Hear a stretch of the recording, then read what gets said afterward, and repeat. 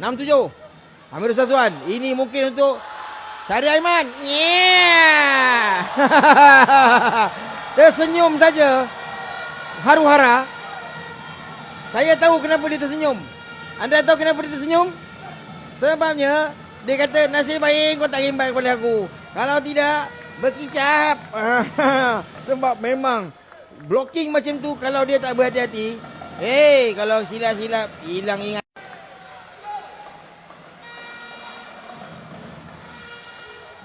Mudah Faizul. Hantaran kaki kanan pula Afifuddin. Ambil kemek kepala dia. Jangan gosok. Dia gosok juga. Buat tahan sudahlah. Nampak tu. Kena betul-betul. Terus nampak tu. Terus hilang pedoman. Dia sampai dah tak tahu nak jalan. Bearing semua lari. Oi, bahaya. Laju.